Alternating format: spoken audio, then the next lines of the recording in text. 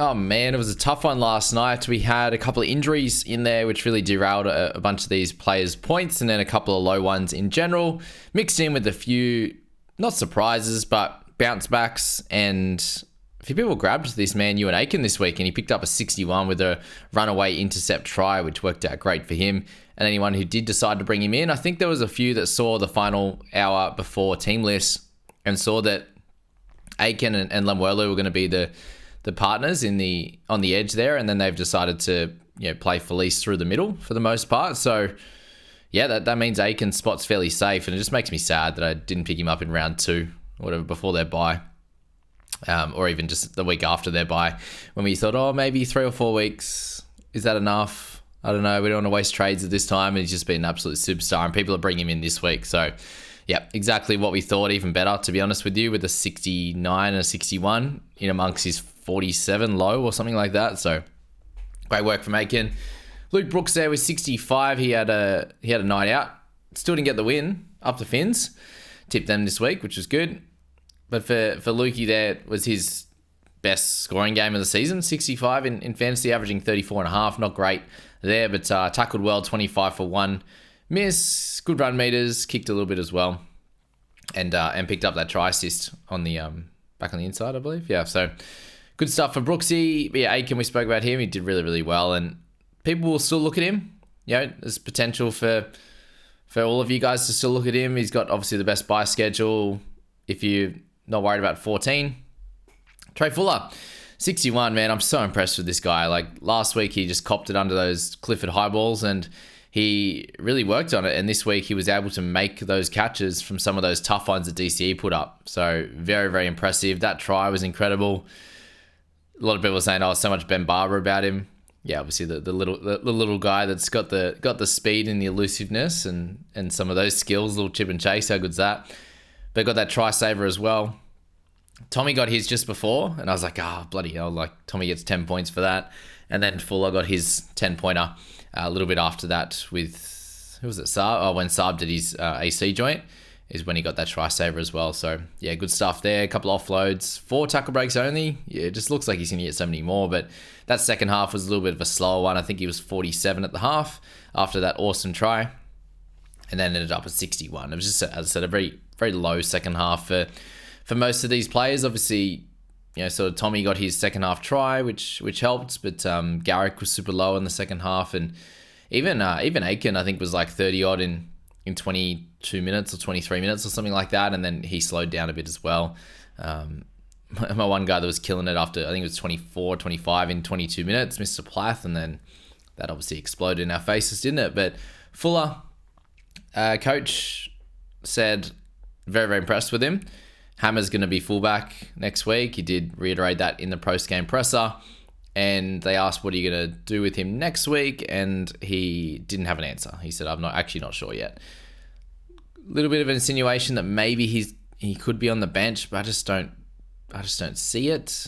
Obviously going to find a spot for him somewhere, but he's going to play over the origin period and stuff. So yeah, it's a weird. If he does play bench, that hurts the thoughts of potentially holding him just for break-even purposes. But yeah, another cracking score at 61. So happy I brought him in 3 weeks ago. He's been great. Average mid-50s or high 50s, something in that time for me, which has been awesome.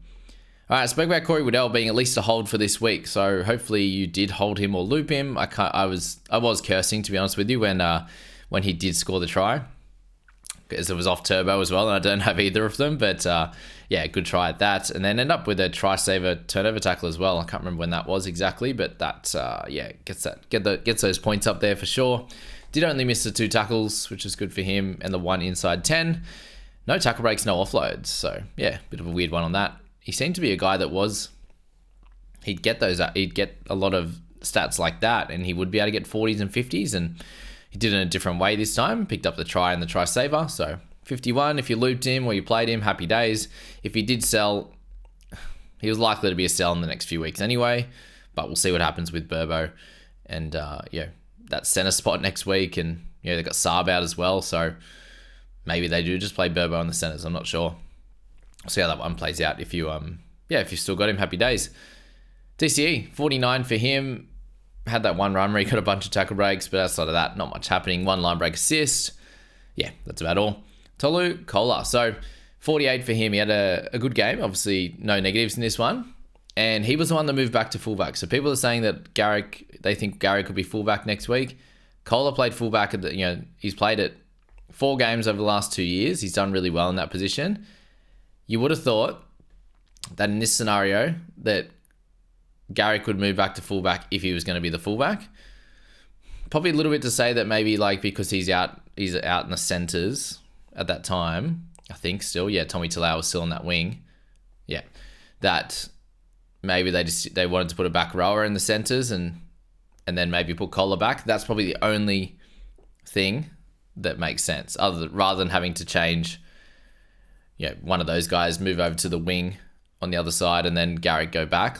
Maybe that's the only thing. But if he does make it back, remember they have 2 really tough matchups, Broncos, Storm, into the bye, into Panthers. So I do think it's very tough to bring him in, especially when you're not going to get him as a round 13 player and they play the Panthers in that round 14. So it's a really tough 2-game schedule there where I doubt he's going to absolutely kill it. The 4 games that he's played at fullback has been against teams that have been Gornskis and game over type of season. So yeah, that's my thoughts on Kola. Should do well at fullback. Expect sort of 40s and stuff like that, but maybe not exactly against the best teams in the comp. But yeah. Congrats to Marky Nichols for that awesome try, 47. Tommy Talau, 47. I saw a few people looping him as well. So congrats to those that ended up in that situation. He picked up a 47 with 2 line breaks and a try and 181 meters. Farnworth, I saw a few people grab him as well. 46 in his return game. Had a nice little stretch. He's obviously going to be crab running and whatever else he does. 6 tackle breaks, 2 offloads, a try assist as well. So good work, Mr. Glue Hands, as everyone calls him. End up with a good try assist there. How good's Gerbo? He's picked up that line break a few weeks ago and he got the offload try assist for his brother there in that one. So I think Turbo owners would have been very happy with that. Jake Averillo, 46 in this one. So he's had a really nice 3-game stretch. And after this, because he's had a couple of good ones, he'll be up around the 480 or so. And I just think for him, he seems to be running the ball a bit more and avoiding Asako for those that end up grabbing Asako. I did in Supercoach and didn't work out too pleasantly. But I just don't know if you can buy Averillo. We'll have to see what happens next week with the return of Hammer, what they do there. But I think he'll probably stay now. I don't know if you can buy him at 480 because he had some really, really low games before that. Lemuelu, return game from him. He ended up getting that sort of 10 minutes rest when Plath came back on.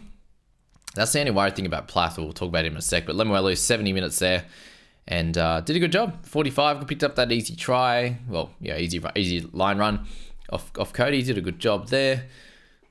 Yeah, not too much else to say on Lem. I don't think at 507k, it's a bit of an awkward one. You want to watch him for a few weeks. He had 2 injuries this year. Not good. Tommy, 44. Just a sad night for him. Obviously working hard to get over there to stop that try and then just throws a leg out and the arm out. Who knows? I don't know exactly the mechanism as to when exactly that happened, I should say. But he did cop a knock that stretched out his leg that way. I'm not that could have been one of them or just the stride before he went into contact. But yeah, sad for Tommy.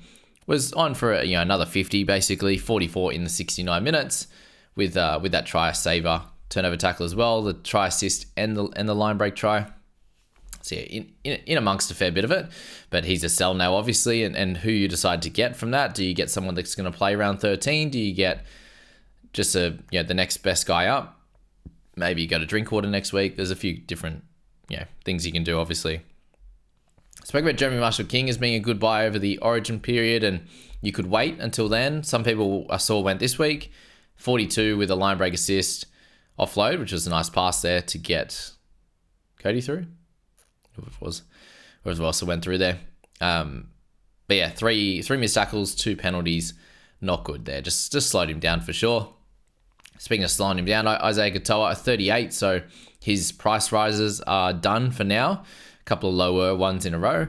608 kick meters was great though. So yeah, you'd love to see that. That's going to get him 20 points on a weekly basis along with tackles. Hopefully some weeks he gets some attacking stats. And it's kind of spreading around at the moment because Bostock was the one that got a try this week after the 2 lean weeks. So that is on Isaiah Katoa's side as well. Carl Lawton, anyone who's still holding him from the start of the season, picks up a 38 here. A good score was always expected for Carly, that's for sure. LIA 37, spoke about Bostock. If you held, that helps out a little bit. Paseka, Bullimore, Plath. Plath's the sad one. As I said, he was 20, before he passed that ball, he was 28 in 28 minutes, and then got that, that intercept that they ended up scoring off, and then he got taken off after that. One thing to think with these types of players is we saw it with Brayley, big minute, 70, 80 minutes, and then gets a bit of a rest. Plath in this one looked like he was going to play, like he got injured with about 15 minutes to go, so he's going to play like 52, 53 minutes, and that's off the back of him playing 3 really big minute games in a row, I think. But I'm also a little bit concerned. Obviously, the head knock, Cat 1, is disgusting.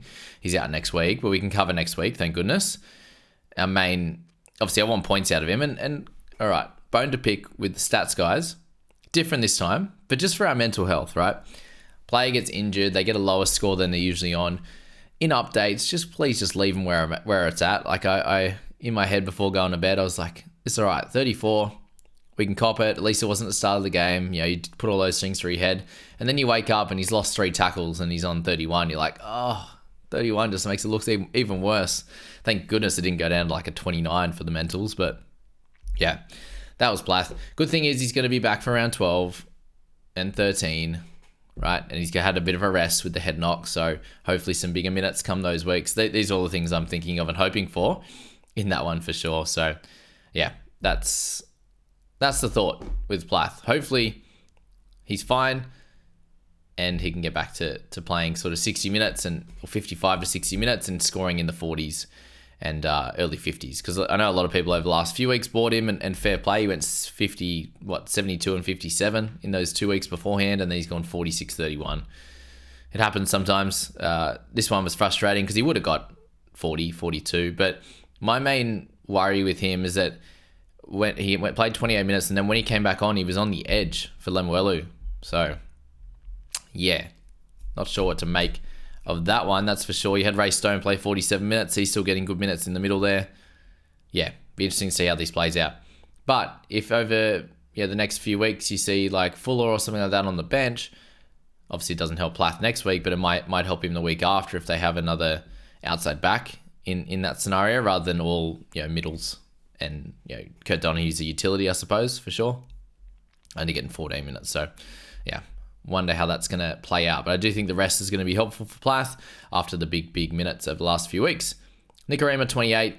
Yeah, not great for him. Obviously, after a cracker last week, this is about closer to where he's averaged for the year, though. 1 try assist, did a good job. Helped them win the game. Lodge, 28. Sarko, 26. So he had 5 goals in this one. And that was it. He ran for 122 meters. He had 2 errors, one off the kickoff where he kind of went to pass it and just dropped it. And this game, we also didn't expect it to be raining. So a lot of the first half it was raining. Second half, not too bad, but yeah, not good on that front. 2 tackle breaks only. And the 5 goals, just a bit of a low one from him. Similar to that with Garrick, they had very, very similar games, except Garrick made more tackles and had less runs. They both had 2 errors. Garrick had a penalty as well, and an offload. But yeah, not great for both those guys. Obviously, Garrick's been the most highly traded in over the last 2 weeks. And last week was awesome. This week, not so much with 26. But you got, I think it was a 19 at halftime. He got shafted from center to the wing. And then just not much happened. I think he picked up he had 30 meters run by halftime and then only 40 in the second half. So it was a bunch of penalty goals. Lots of things that slowed it down. But he'll be fine going forward. This was a game you would have hoped that he did score well because he does come up against a couple of tougher ones the next few. Burbo, 26. Looked better for sure. Welcome back to him. Got a nice try assist early. Looked like he was on for a big score and then, out to the centers and then I think finished on the wing in the end. So, yeah, not good for his prospects. Obviously out in the, center. He got a try that one game a while back or try assist or something in the centers. But, didn't work out in this one as much. Yes, you got Stone, Kerr, 30 minutes. Bromwich, 39 minutes. Sipley playing really low minutes. He's going to get really, really cheap over the next bunch of weeks. If they end up with... He might be carrying something. If they end up with a bunch of injuries and he gets back to some big 40, 50 minutes, then he'll be an interesting prospect at sort of in the 4s or something like that. Chen Kum Tong, low one for him. Saab with the injury. Looks like 4 to 6 weeks for him. Probably somewhere in that range, 6 to 8 potentially if Tommy's done grade 3, but it looks like grade 2 or 3 for Tommy. And yeah, not good there. All right, move to the Supercoach. Not good on that front. Obviously, either the high score of that game was 79. So yeah, just not great when you have a bunch of players. And I obviously brought in Jermaine Asako. This is in the head-to-head team. I've got Asako and Plath. In my overall team, I've got Asako, Garrick, who got 33, and then Fuller. Thank goodness for the good score there. But yeah, not good overall. Fuller 68 was lovely. You'll take that. Hopefully, yeah, he'll update into the early 70s with a couple of offloads and maybe an extra tackle break or so, which is nice. Bostock 62, a good return game if you're holding on, but he'll still lose a chunk of cash. Jeremy Marshall-King with 55 was fine. Lem with 71, Aiken 77. For those that have grabbed onto him, he's obviously fairly expensive now at 600k, but we'll do a job there for sure. And he beat out Asako and Garrick and everyone this week. Isaac Katoa, that's about it. Yeah, Plath 32. It's a frustrating one. Just hold him. And yeah, hopefully he gets back to scoring 50s for us. Turbo 76 for him. Worked out well enough that he was able to still score pretty well. For those that straight captained him, it's not the worst in the world for sure. So 76 there. Tommy Talau 79 at 371k. Didn't go down much last week, so he'll stabilize, which is good.